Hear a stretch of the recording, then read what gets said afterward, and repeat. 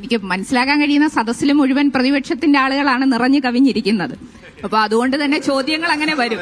അപ്പം ഇത് കണ്ടുകൊണ്ടിരിക്കുന്ന നിഷ്പക്ഷരായ നമ്മുടെ ഓഡിയൻസ് വിചാരിക്കും കൊല്ലം കോർപ്പറേഷനിൽ ജനവിരുദ്ധ വികാരം ഉണ്ട് എന്നുള്ളത്. ഇവര് തങ്ങി നിറഞ്ഞിരിക്കുന്നത് കൊണ്ടാണ്.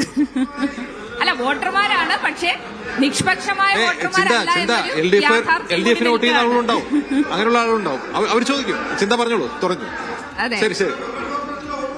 അതെ, കൊല്ലം കോർപ്പറേഷനിലെ കോൺഗ്രസ് രാഷ്ട്രീയം ഉയർത്തിപ്പിടിക്കുന്ന വോട്ടർമാരാണ്. അപ്പോൾ അതിനകത്ത് ഭൂരിപക്ഷം എന്നാണ് ഞാൻ പറഞ്ഞത്, അല്ലാത്തവരും ഉണ്ട്.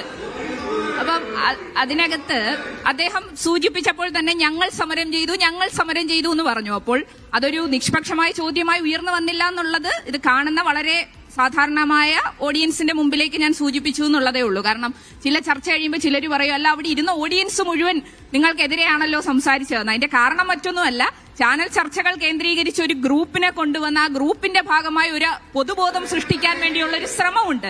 ആ പൊതുബോധമല്ല കൊല്ലത്തിന്റെ പൊതുബോധം എന്നുള്ളത് കൂടി ഇതിന്റെ ഭാഗമായിട്ട് സൂചിപ്പിക്കുക. പക്ഷേ പ്രശ്നമുണ്ട്, ഈ പറയുന്ന ഒരു പ്രശ്നം എല്ലാവരും പറയുന്നുണ്ട്, ചിന്നക്കടയുടെ പ്രശ്നം. ചിന്നക്കടയെ സംബന്ധിച്ച് അങ്ങനെ യാതൊരു ആശങ്കയ്ക്കും വകയില്ല.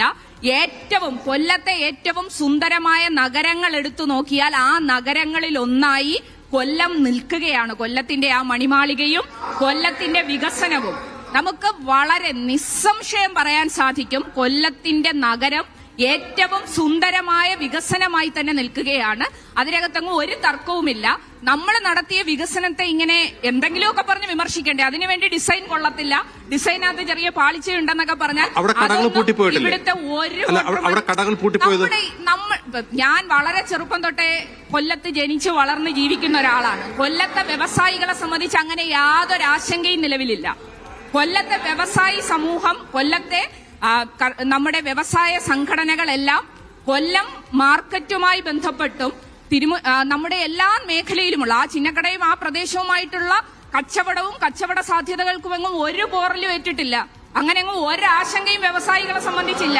വ്യവസായികൾ നല്ല സ്നേഹത്തോടും ഐക്യത്തോടും കൂടി ഇടതുപക്ഷ ജനാധിപത്യ മുന്നണി